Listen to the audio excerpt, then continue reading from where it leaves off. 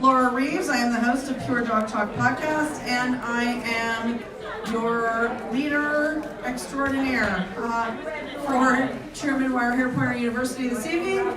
We are going to do coats and grooming. I have tools. I have an assistant. We call this in the real world a bucket bitch. And I have Jim, my bucket bitch. I can't stand it. I've been waiting for how many years to do that. And I have a dog. And what I need you to understand is that this evening's demo dog is a dog named Mary. Mary is just a dog. She's nothing fancy. She's nothing special. She's a dog. And we're going to demonstrate what beginner level grooming can look like. I did not trim Mary. She was trimmed by my assistant, who is just learning how to pull a wire hair coat. You too can make your dog look like this. But we're also going to talk about the standard. We're going to talk about what the coat is actually described to be in the standard. Robin, you can hand me that folder that's right there with the plastic cover on the table. Yep, that's the one. So we're going to talk about that. Thank you. And we're going to talk about what the standard says. And we're going to talk a little bit about fix it in the whelping box, not the tack box. I can show you how to fix it in the tack box. But I'm going to tell you should be fixing it in the whelping box. Okay? So that's what we're going to talk about. We're going to talk about the breed standard. We're going to talk about what is and what should be and what you can do and whether you should or shouldn't, up to you, and how to go with that from there. Okay? So may I have my exhibit? Jody, now. Joe! Okay, good. Here comes Mary. Good girl, Mary. All right, up, Mary. Up. Okay. Mary is in standing season, so we're not going to show you the back end of her because it's unappealing. Jim, can you? Yeah, thank you.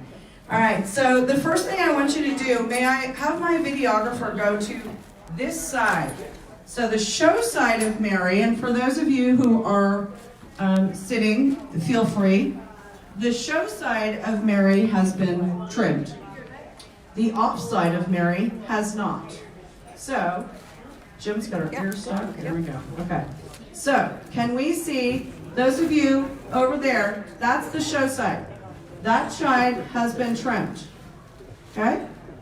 That is, it's not perfect, but that's something you could take in the ring. Now, videographer person, let's come over here to this side. And for those of you who are sitting over here, come on this way, darling. This is the off side of Mary. See those ears? Yeah, come all the way over here. See this fluffy stuff? Step over the... Yeah, step over the fence. See all this hair? What does the standard say? Can I have someone give me the standard on the hair, or do you want me to do it? 2 inches. 1 to 2 inches. Let's see, how long do you suppose that is? That's at least 3 inches. Okay? Now, the coat has texture. Jim? Texture? Right? Density. We say that the coat should be harsh, dense, and flat lying. Okay? So here you have a coat that is harsh and dense. It is not as flat lying as you might like it to be. You guys that hunt, see all this hoofy crap? What's going to happen when you take her into the marsh? Somebody speak to me. Come on. It wears off. It doesn't have any. Cockle burrs. You know what happens? All of this right here is now matted to the skin. And we have a bloody mess. Because we have this dog who does not have the coat that's described in the standard. The standard describes the German wire hair pointer coat as being harsh, dense, and flat lying, naturally weather resistant, naturally short on the head and the ears. There's what I can make it look like. There's what it actually looks like. Is that naturally short? Can anybody look at this and tell me that that's naturally short? No. Anybody? Anybody? I got no body. Okay? Now, I can make it look like this. And if you're going to show this dog, you better make it look like this. But that isn't what it actually looks like. So we can have a conversation about, is this, and again I quote the standard, extreme and excessive grooming to present a dog artificial in appearance. Is this artificial to her appearance? Yes. Okay, you're right, it is. And a lot of what we see in the ring is not what it actually was whelped as. Now, am I going to say you should never trim your dog? Of course not. I finished her championship. Guess what? She didn't look like that when I finished her championship. Right? I will breed this dog. She has many fine qualities. But I will also be honest with the people who purchase these puppies and tell them, this is what the coat actually looks like. And I will make a breeding decision, right, about how she is bred to acknowledge that this is what she actually looks like. And to aim for a dog that naturally looks like this. Does that make sense to everybody? Okay. So in the process of taking our dog that looks like this and making it look like this in the top box, right? We have lots of options. And we can do that. And Jim is here to help me. We have a pile of stuff down here. Jim, you want to bring me up our pile of stuff? Yeah, just the whole box. I didn't bring you my whole tack box, but I brought you some things, and I want everybody to see these, because for people who are dealing with, oh my goodness, this isn't really what it's supposed to look like, there's ways to make it not look like that. And we're going to not start with Jim's favorite tool. This is a battery-operated clipper. We use this for a sanitary trim. In other words, we trim their boys and girls parts. That's all we do with this. What about the inside of the ear? No. No. No. We shave our hoo-hoo. No boom-boom. Only hoo-hoo. Okay? If you've got a boy part, we're going to shave this under part here just a little bit. You know, we don't have to take it down to skin, for Pete's sake. I mean, if we're doing our privates, we're not doing our privates, right? We're like doing this sensible. That's the only reason to own one of these. Interestingly enough, I had people who didn't know what this was. I couldn't believe it. This, for those of you who do not know, is a Mars Coat King. And Jim, I'm going to have you hold this microphone so that I can show the Mars Coat King, because Jim had no idea. I know what it is. Well, talk to the microphone. I knew what it was. So I just never the Mars used one. Coat King is amazing. All we're going to do, we're not bending our wrist. Once again, same thing with any of the other things we do. There's no wrist bending. This is only to pull undercoat. I can take this Coat King and turn this dog into pretty much a good place to start in about 15 minutes. Do you know what blade number that is? This is probably a 12 medium. I can't swear to that. But do you see this little package of fur? This little package of fur is all undercoat. Okay? That's all that is. Pulling out undercoat. We don't need it. Here's some loose popcorn. Yeah, there's like 3 hairs. All right, so the next things that we're going to look at, and Jim's going to give us some demos on these. We have 4 different stripping knives here, okay? We've got coarse blade, we've got fine blade. Yep, come on in. Jim, come over here and show these to the camera. Here's a coarse bladed stripping knife. Whoop! Sorry. That's, again, can be used to rake undercoat. Fine blade wrapped with masking tape. So for those of you who are brand new and don't want to cut the hair, this is a great way to do that. This is your solution to I don't want to cut the dog's hair, because you know what happens? Somebody tell me what happens when you cut the dog's hair. Can anybody tell me? Makes it curly. It gets softer. That's right. So we want to pull straight out. We do not want to cut. Okay, so that's our major goal here is pulling, not cutting. We also have a pair of thinning shears, a pair of straight shears that we're going to use to trim, oh look, around their feet. That's it. That's it. Around their feet. If you're really, really desperate, here, Jim, show them how you can take the tassels off the ears. If you're in a great big fat hurry. I don't know how to use those. Are you serious? No. Here. I use thinning shears for that. Oh, I use regular scissors around here. I don't want to cut her ear. That's okay, I can sew it back on. If you put your fingers on the end of the ear. Right. So I know where her ear is, but I'm saying put your finger where the end of the ear is. Oh, look it. Oh, look. No, well, you don't cut the ear. Don't cut the ear off. No. If you cut down and it goes clunk, don't cut anymore. Okay? It bleeds. If it bleeds, use Quick Stop. That's the great solution. But look at all of a sudden there's an ear. Oh, there's an ear. Isn't that awesome?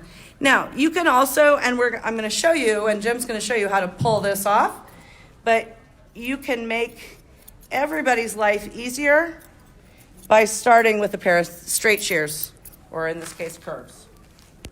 Thinning shears. These are super, super special thinning shears. No one's allowed to touch them, even Jim. And if you're in a great big fat hurry and somebody brought you a puppy that you haven't seen in 9 months and it's due in the ring in 20 minutes and you have to get it there, let me show you how that works.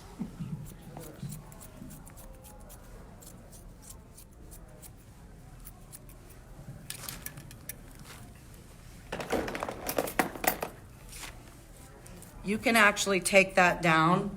It's not beautiful, it's not ideal, it's not how we want it done, but you can use your thinning shears going across, right, and under.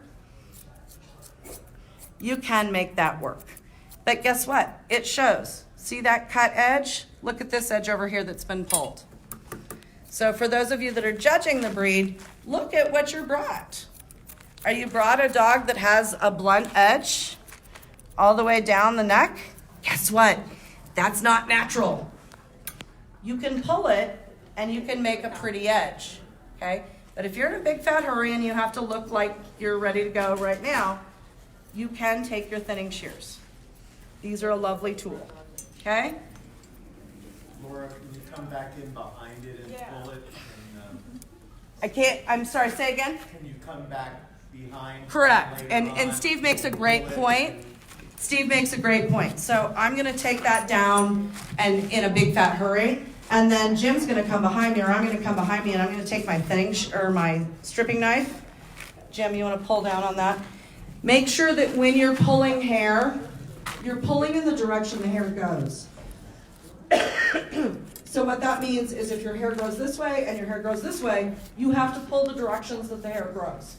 So if the hair grows this way, pull it this way. If the hair goes this way, pull it this way. And that's why those thinning shears are super helpful at that neck joint. And you can also use them on the back of the thighs. That's a place that dogs really hate to have hair pulled out, is the back of the thigh. And I will often use that to blend very carefully once I've pulled. But keep in mind, as soon as you cut that hair, whether you've cut it with a stripping knife, cut it with a thinning shear, or cut it with a clipper, you've cut it. And you've reduced the quality of the hair. No matter what you do, okay? So Jim's giving you an idea how you can take that and blend it a little bit here at the neckline, okay? All right, so here's our dog on this side. Those of you who can't see, this back coat, I can tell you, Jim and I, either one of us can take it down in about 30 seconds flat with our fingers. You don't need a stripping knife. This is all dead coat that needs to come out. And that's the thing that we need to remember. Pull with the hair, Jim, Jesus. With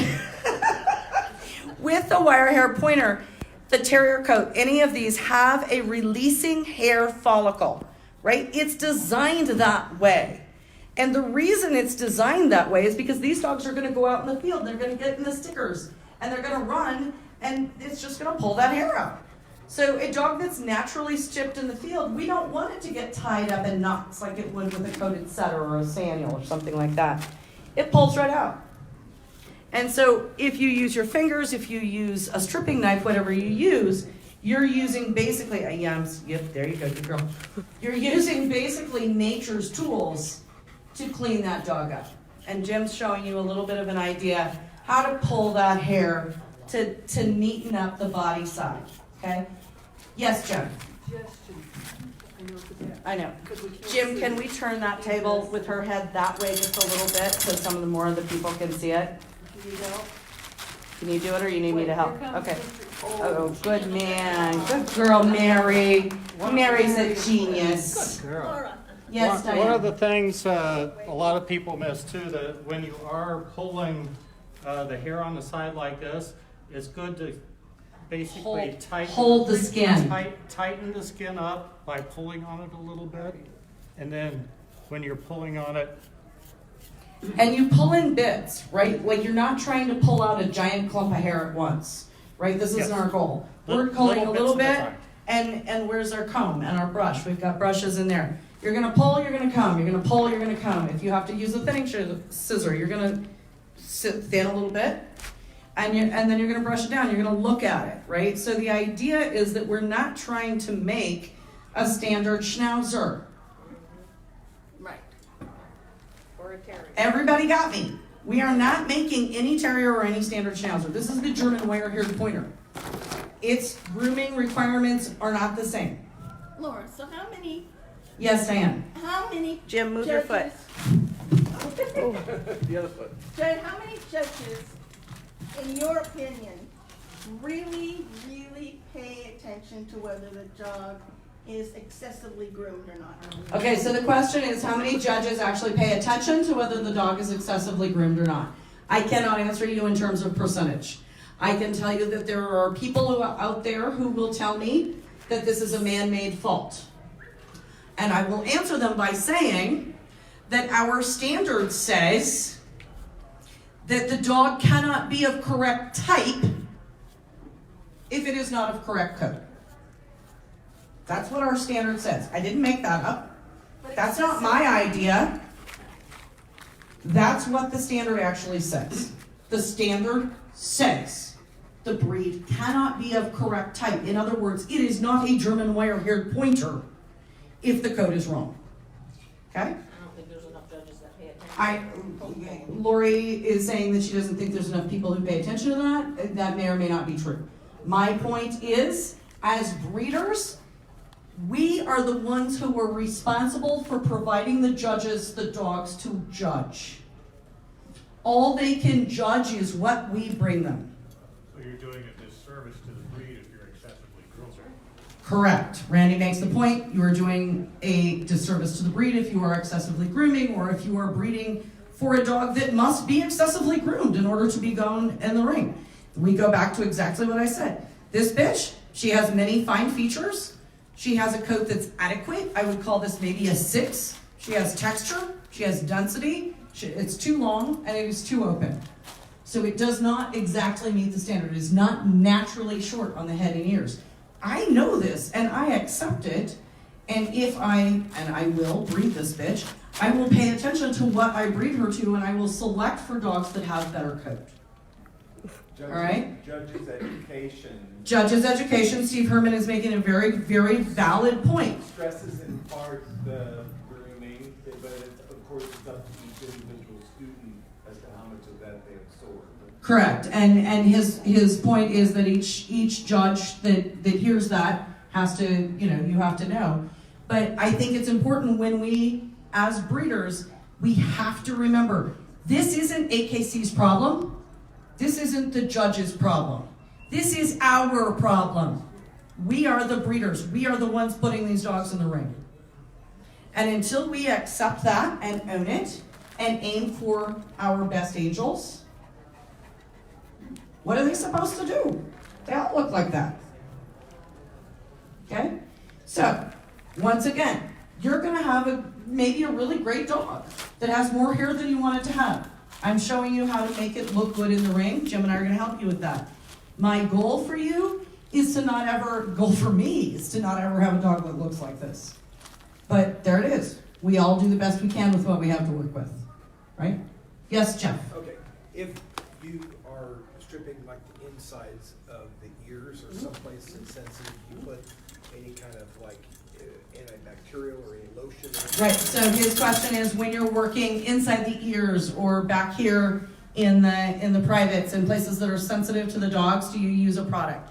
I personally will use either a harsh coat chalk, it gives you a better grip on that softer coat. I'll also use, the name's gonna go right out of my head, what's the foot stuff? What am I trying to say?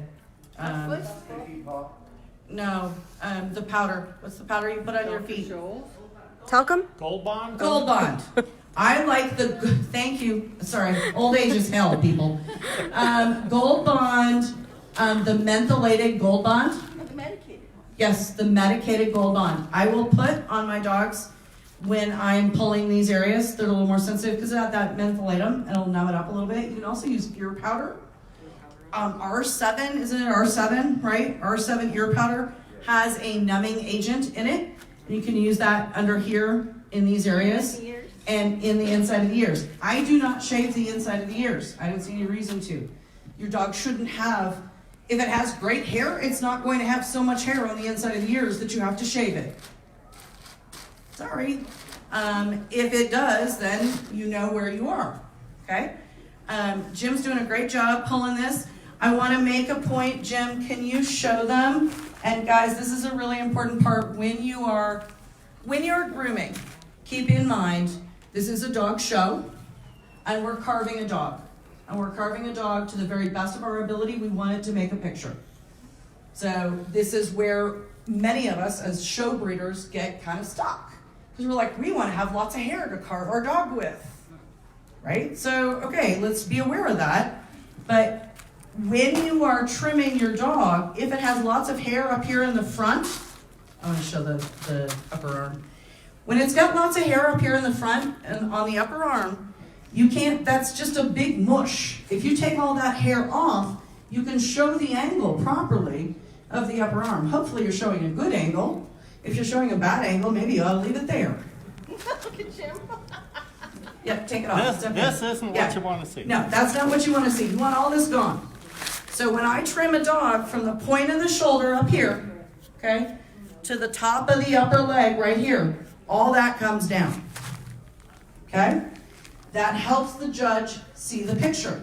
Understand that most of these judges, no matter how hard we try, no matter how much we tell them, don't necessarily understand, appreciate, or necessarily care about our breed. It's not their fault. They have 170 dogs to judge today. They've got 3 of these. They're like, yeah, that one looks good. Okay? Now, we hope that that isn't the case, but that is the case sometimes. So let's be realistic. So in order to give ourselves our best chance to be successful, we want to show the best picture to whoever's judging our breed. Correct?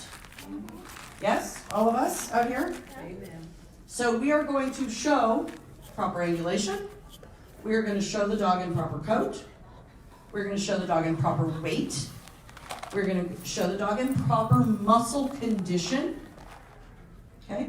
We're going to show a dog that, as best we are able, meets the standard to the best of our ability. And sometimes, in Mary's case, God love her, she's adorable. Yeah, she likes cookies.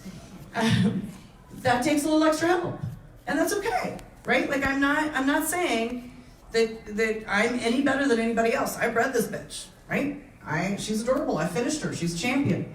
Her hair isn't perfect. We need to understand what we have and work to make it better.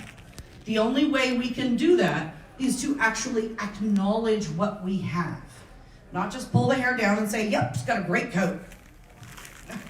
It really doesn't. It's not horrible. I've seen worse. I've seen a lot better.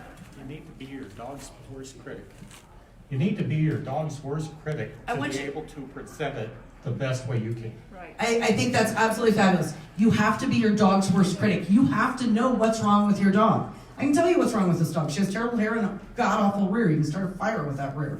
Okay? But she's a beautiful head. She's a beautiful outline. She's pretty as hell. Okay, yeah. I know what I got. Then why would you Um, breed her? Excuse me? Then why would you breed her? Because of the virtues. She's got a nice temperament. Because of the virtues. Because you need to understand that not all of them are perfect. None of them are perfect. No, none of them are perfect. Start right there. Not one single dog here today, this week, is perfect. Not one. Not yours. Not yours. Not yours. Not mine. Mine is. Not one. Nope. They're not perfect. Nope. Nope. None of them are perfect. Bane isn't even perfect, people. I'm saying. All right? What you need to understand is that in order to preserve the qualities of this breed, we have to acknowledge what is good. We have to find the virtues. There is a wonderful quote in Dog Show Dumb that all dogs have faults. The best ones wear them well. Okay? Now, is she one of the best? No, she's definitely not one of the best. I love her to death. She has many fine features. She has a pedigree to die for. She has a uterus of gold. So yes, I'm going to breed her. And I'm going to breed her paying attention to the coat, paying attention to what I know are her faults, while acknowledging and rewarding and bringing forward her virtues, which is what all of us should be doing when we think about what we're doing in a breeding program. Breed for virtue. Don't breed a dog that has no faults, that also has no virtue. It does no one any good. This dog has faults, but she equally has virtue. So that is why she will be bred. Carefully, obviously, selectively, obviously. Okay? So, okay. Yes, Randy. What would you consider fatal faults that you would not? Fatal faults, is that what you're asking? Yeah, something that you would not consider breeding. Personally or across the board? Okay? This is a great question. Everybody's going to have a different answer. Fatal faults. What are the fatal faults in this breed? Personally, number one fatal fault, temperament. Yep. Number one. Number one. If it's going to bite you, it needs to go to heaven. That's right. Period. End of conversation. I've done it. Yeah. End of conversation. Second fatal fault is health. There is no excuse for this breed to be bred when it has health problems. Period. End of conversation. There are too many good, healthy dogs that we do not need to, in this breed, in order to preserve the gene pool, we do not need to breed dogs that have significant health faults. Period. End of conversation. My opinion, to which I am welcome. Okay? Structurally, this coat is about the worst I can take. I mean, this is really hard for me. I'm going to tell you, breeding this bitch is like, killing me. I like enough else about her that I'm willing to take the chance, and I will select for what she produces. Okay? So that's my third in my thing. The other one, and I will tell you this is an absolute fact, and I have done this not multiple times, I've done this more than once. A dog that has no drive. A dog that has zero work ethic. I have had beautiful dogs, finished champions, health tested, cleared, gorgeous, that thought that anything to do with birds or working or obedience or any of it, they should just like lie on their back and wave their feet in the air and that would be better. That dog was petted out. No work ethic is, in my opinion, a fatal fault in this breed. So there you go. Temperament, health, coat, no work ethic.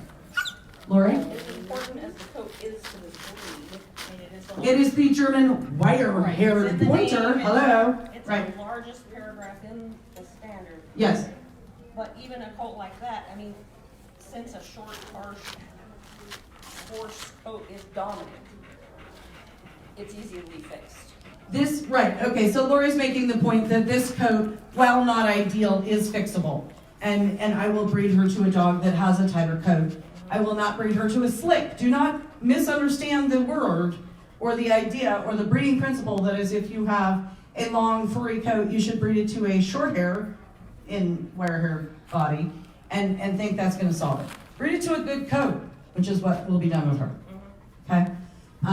So other questions as we're going along, as we're looking at this, as we're seeing what we're seeing? Do you use a stone? Do you ever use a Okay, so the stripping stone, personally, I don't.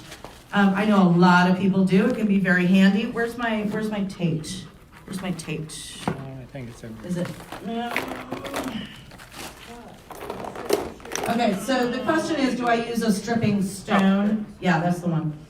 So the idea of a stripping stone, and when I learned, like really learned to trim wire-coated dogs, I learned it from an Irish Terrier client. I mean, like real live terrier.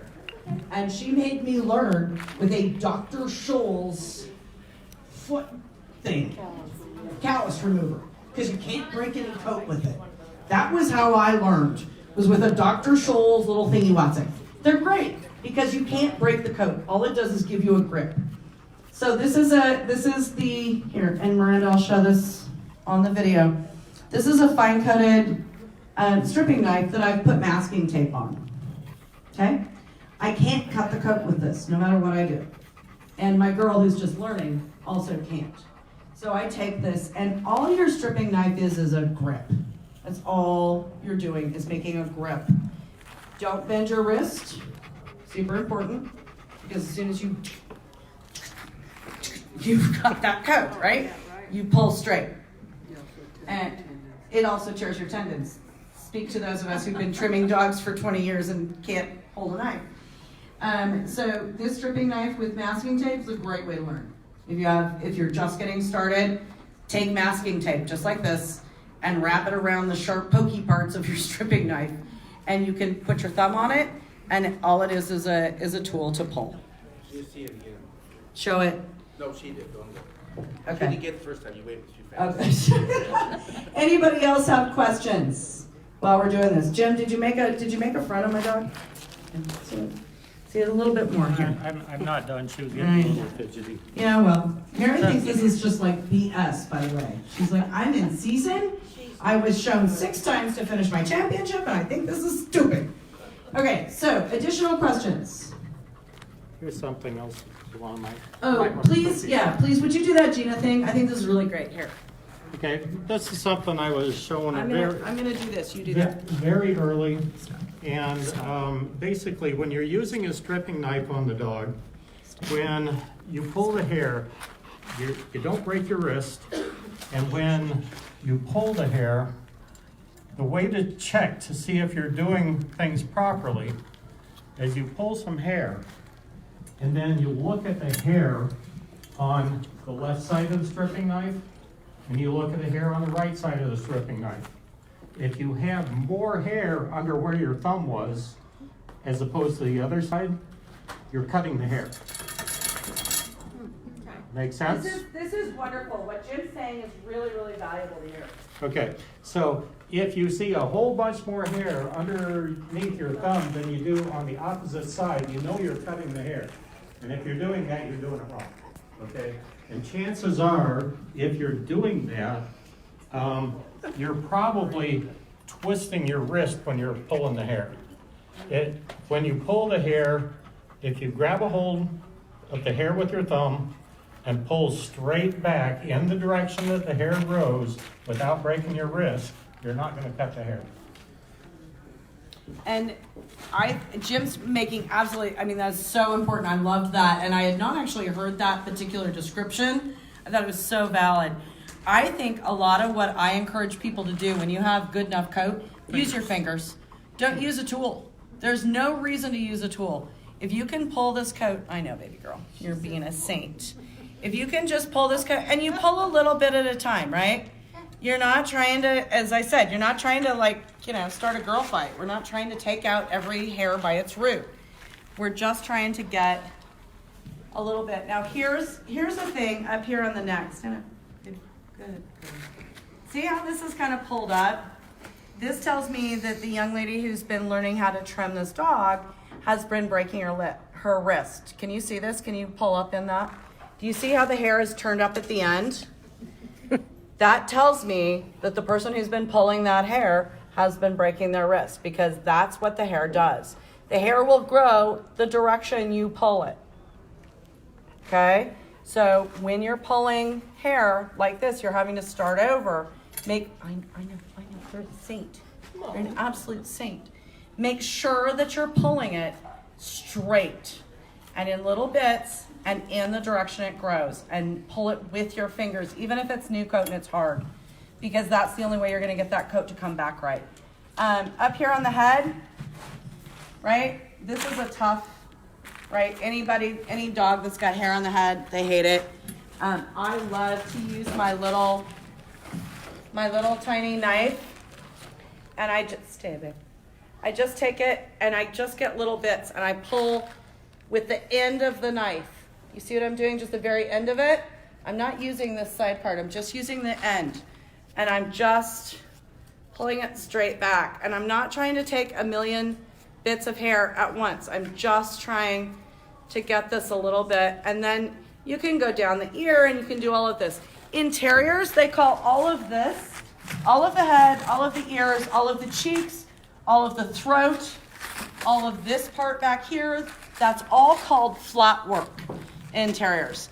We don't get that like super expansive in wire hair pointers, but I do try to do the head and the ears, the flat work parts, separate from the body, because I do think it's easier to roll those in a different direction. Rolling the coat. Jim, speak to rolling the coat. Speak to it. You speak to it, Jim. Rolling the coat, in my opinion, basically has to do with working the coat on a regular basis. Weekly. And what that means is, okay, the breed is actually a double-coated breed. It has undercoat and it has top coat. But the top coat shouldn't be all one length of hair. The top coat should be varying lengths of hair, and that's what rolling the coat means. So you have some old top coat that is a little longer coat that's all the way on the top. Then you have some top coat that is actually kind of a medium length, which is stuff that you pulled maybe 2 weeks ago. And then you have shorter top coat, which is it's still the coarser coat that comes in, but it comes in later. So as you pull the coat on a regular basis, you don't just have 2 layers of coat. You don't have just an undercoat and then just... It shouldn't all be 1 inch long. Yes, it shouldn't There should just be all one length. Right, there should be varying half an lengths. inch, 3/4 of an inch, and an inch Yes. in a layer. Like Yes. think about when you get your hair cut and they cut it in layers. Like I didn't come out of the box looking like this, people. Okay, somebody did this for me, not me. That's our goal, is to do that kind of thing to our dogs, right? And to keep that coat healthy, right? So as soon as you see this foofy stuff over here on the side, that means that's dead. It's died. It's gone to heaven. It doesn't need to be there. It can go away. And whether you have a companion dog, a pet dog, a hunting dog, a show dog, this little teeny tiny tool right here costs you maybe $50. You run that just like this with the hair, with the way the hair grows. It is going to pull out that undercoat, and it's going to make and leave you a nice, basically reasonably trimmed dog. Just don't do like so, right? Just go in a straight line. And they're going to give you this whole business about how they're terribly abused and like they're dying. They're not dying. Don't buy into the theory that they're dying. Right, Frank? Right. Okay. Laura, Yes, Steve. give any consideration for the edge of patches on the dog and what That's a really great commentary. I have done, and I'm going to be dead honest, I do that when I'm specialing a dog like at the highest level, right? Like if I have a dog that I'm wanting to invest in show with, or win groups with, or I'm really competitive with, I will go and I will pull that coat very, very neat around their body spots. They got a big brown spot on their side. I'm gonna pull all the white hairs so there's no white hairs coming across the brown spot. Okay? I had a judge many, many years ago tell me that Smoke, and most of you will remember Smoke's underline was scissored. I'm like, no. It was pulled every single hair by hand. Okay? You can make that really beautiful silhouette. There is no reason our dogs cannot be beautiful. I'm not asking our dogs not to be beautiful. I'm asking our dogs to be real. And I am asking us to understand what our breed standard is and to care. Okay? Do you give your dogs a break while you're grooming? If you're Do I give them a break? So this is about the end of Mary's patience. So I will tell you, I'm old. I've been doing this for a very long time. My hands are diddly squat. I can't do about more than an hour. I physically can't. My hands cannot. And so I need a break, not the dog. The dog needs a break too. And I think that's one of the things that I always had a terrible time, on God's honest truth, when I was showing terriers. They'd spend 4 hours pulling that, their flatboard bare to the skin. Like, I can't do it. I'm just piecing out on this. I suck. I'm not a good human. I'm not a great terrier handler, whatever you want to say. I can't do it. So I usually do about an hour once a week. And that's my goal for my dogs. And Smoke, who was one of the dogs that I kept in top condition and very successful across many years, 1 hour once a week was all she needed. And she didn't have the greatest coat. She had a coat very similar to this. Yes, Lisa. You may be gonna get to this anyway, but can you talk about cheeks and eyebrows? How to do face. Okay, so trimming a face, and Jim and I already have this huge fight about this because everybody has their own face trim, and it's very personal, and it's super, super important to each one of us. I'm gonna tell you my face trim, and then I'll let Jim tell you his face trim, okay? Jim, I'm gonna give you this. Okay. And I'm gonna find my stripping knife, and she can sit down because at this point I don't care what she's. Hi, baby. And I was saying, if anybody's trying to figure out why Laura's reading this bitch, it's this. Right. Did I mention temperament? Because this is what they should be. And if your dog is on the table and is trying to rip your freaking throat out, you shouldn't be breeding it. I'm sorry. Okay, I'm done now. Did I go sideways? Somebody stop me. All right, so. All right, Jim, you go down. Yeah, okay. So here's my line. This is my line. This is how I trim my faces. Outside corner of the eye to the outside corner of the mouth. That line. Everything behind that line, all the way to the ear, down the neck, whatever, all of that goes away. Okay? All of it. Everything. I also, underneath the eye, see all this foofy, hoopy, doodad stuff underneath the eye? That's got to go away. Because that's ruining the shape of the face. The head should be rectangular, right? Should be parallel planes. We're losing that when we have all this goop underneath the eye. I pull that with my fingers. Some people take thinning shears, whatever. Okay? So all of this right here. And then this eyebrow stuff, keep in mind, okay, some of you guys that are old enough will understand this. Terrence Bolden once told me when I was showing Smoke that they were supposed to be eyebrows, not visors. I heard him tell someone else that once. Right. So those of you who knew Smoke really well, she had super light eyes. And I looked at it and I said, do I look stupid? Right? So I grew her eyebrows a little long because her eyes were a little light and I wanted to, right? So there's a difference between what we do as exhibitors and or handlers and what we do as breeders. And acknowledging what your dog is and isn't is imperative. I can grow visors on my bitch, but that doesn't mean I don't know she's got horrid yellow eyes. And I'm going to breed her with that in mind. Okay? So just keep that in mind. Part of that also had to do with whether or not, when I heard him make the comment, it was to someone who had a dog who had one eyebrow. Right, yeah, they've got to have two eyebrows. Got to have two eyebrows. This is not the Brooke Shields dog. There's two eyebrows. This is not a fall, right? We clean this up. You go in between the eyebrows and clean this up. So they need two eyebrows. Yes, and I take, this is me, see this? It's hard for you guys to see. See this part that's poking up on the inside of the eye? Do you see that piece right there? I take that out, okay? I also take, I know, Mare, honey, I know. So see this part that's poking out to the side of her head? I hate that, hate it. And so I take that off, right? So all this part that comes out past the side of her head, I take it off. Right, it should be a brick, right? This is rectangular. This should be parallel planes on a brick, top and bottom, side to side. It should be not a shoebox, because it's not that wide, but it should be parallel planes, long, narrow, rectangular head.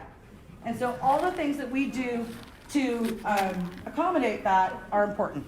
So I take off these sides right here, anything past the actual side of the head of the dog, everything between and this little bit. And remember, we have to pull the direction the hair goes.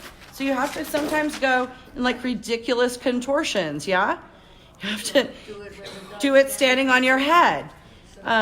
Whatever it takes to get this and this underneath the eye part right here, right, that has to go away. All right, did that answer your question, Diane? Yes. Yeah. Totally new water. Next question. Lori. Legs. Okay, so. It drives me absolutely Okay. crazy, this All right. beach on legs. I know. All right, so here's what our standard actually says about leg bone, which is not actually what any of the handlers do with leg bone. It says that the leg bones are flat, not round. That is the breed standard. That is not my idea. That is not my opinion. That's the actual breed standard. Breed standard says that the leg bones are flat, not round. Good luck, Jen. So when you take your dog here, do them up in a wire here. Poof. Make a Bichon leg. When you do your dog up in a round column. You got any cholesterol? Yeah, no. When you do your leg up in a round column, looks like a Bichon, looks like a Airedale, looks like a Welsh, whatever. It's purposely defeating the standards that's written for our breed. Well, okay, it looks ridiculous. Some people think it looks fancy. I had a handler out on the West Coast one time many years ago when I jumped up and down on his head about this. Tell me that he would post his dog's legs. That's what they call it in terriers, posting them. He'd post his dog's legs, and I could do my dog's legs, and we'd see who won the most. Well, so when you do this fluffy thing, if you're going to do the fluffy thing, normally it's done because A, they think it looks cool, or B, your dog doesn't have any bone. Okay? So if you have a dog that doesn't have any bone, perhaps you need to do a little bit of poofy-hoofy. If you have a dog that has bone, please don't, because then it just looks like a Clydesdale. And that's equally not appropriate. Our standard says moderate. Our standard says that a dog's size and substance should not mitigate against its agility. So we don't need Clydesdales. We don't need bone like a St. Bernard. Trust me, I've shown dogs with bone. I did everything I could. I brushed it down. I'm like, no, there's no hair there. Okay? So my strong recommendation when I'm showing a dog, I don't use chalk. I don't use chalk. I don't have to. I use a little bit of cholesterol on the leg. And there, Jim's brushing it into what he knows. This is not necessarily Jim's leg, this is my leg. God love this man. Okay, so it's true. Oh, you're such a fat liar. I'm not saying it's what I used to do. Perhaps he's learned from me, I don't know.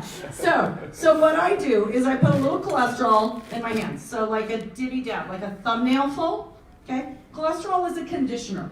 It's helping us keep from break the hair on the legs. That's not a bad thing, okay?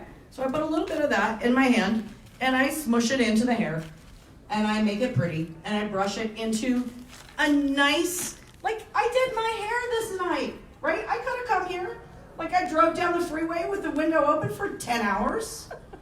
Okay, that's what most wire hairs look like most of the time. It's a dog show.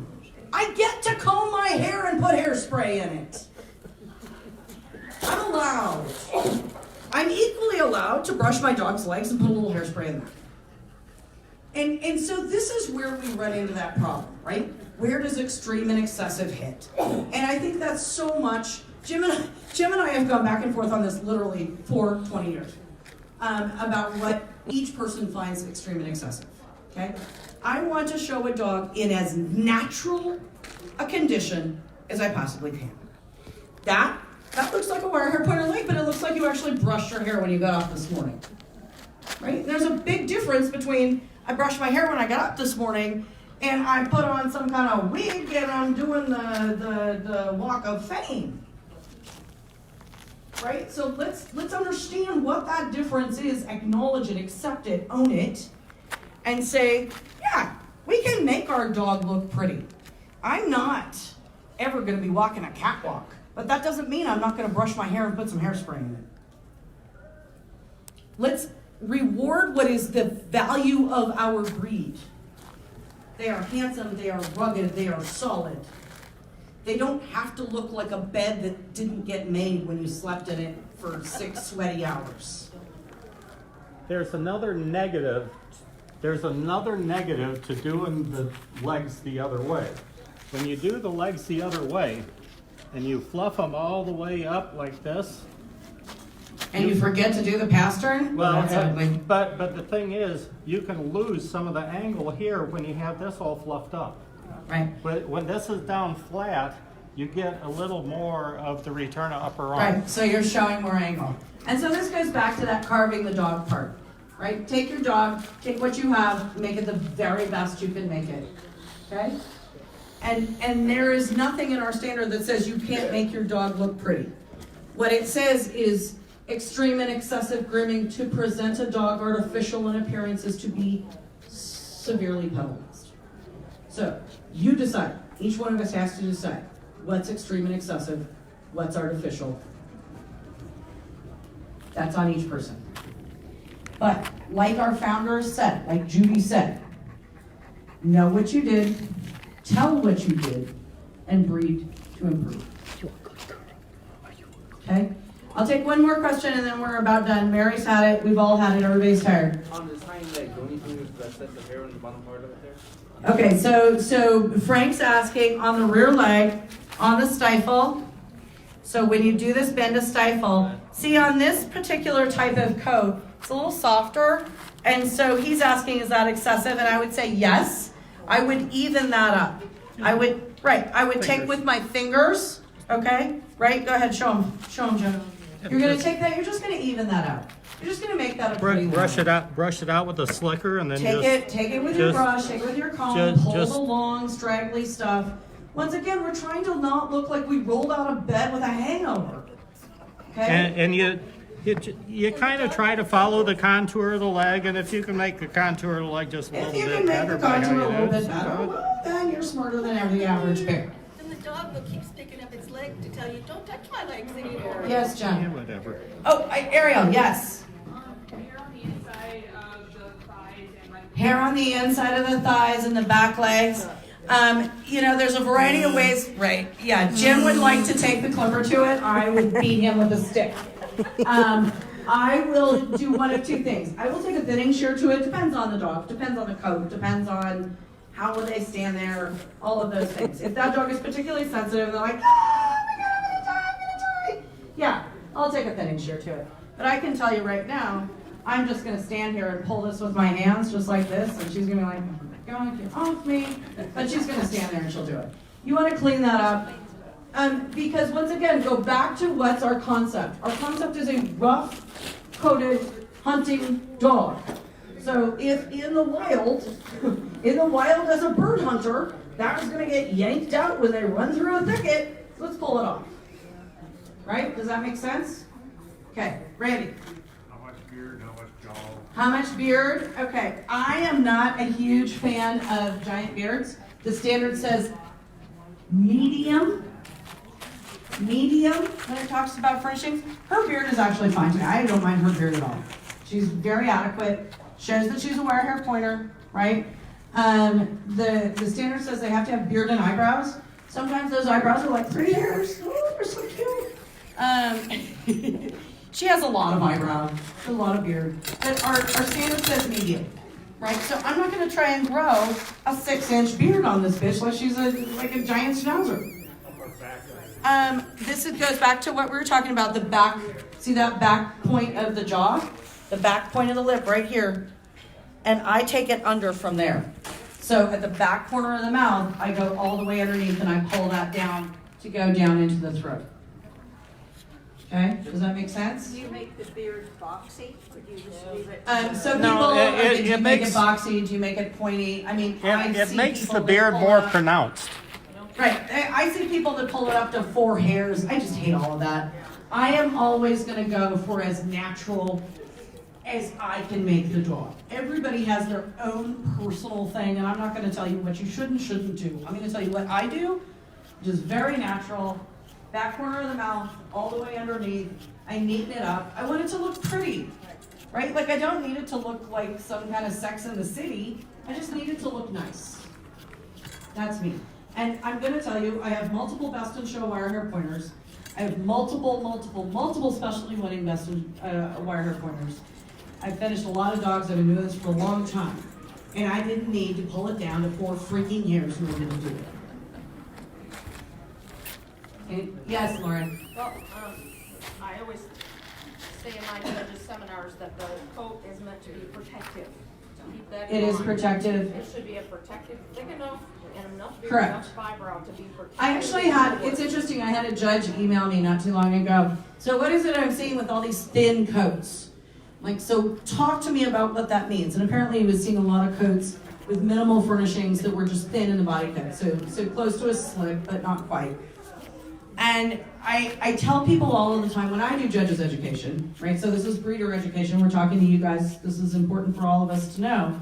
When I do judges education, I tell the judges, prioritize by function. What are the things that this breed has to do? And coat is the number one. Number one, we're the wire hair pointer, and it is the protective function of the breed. Okay? Movement, temperament, structure, all of these are function. So harsh, dense, and flat lying, naturally short on the head and ears, that becomes almost a cosmetic thing. The harsh, dense, and flat lying, that's the important thing. And so while this coat is longer than ideal and more open than ideal, it has texture. You guys can come up here afterwards and everybody can touch her. She'll be happy to kiss you too. And so that texture, that protective piece is very, very important.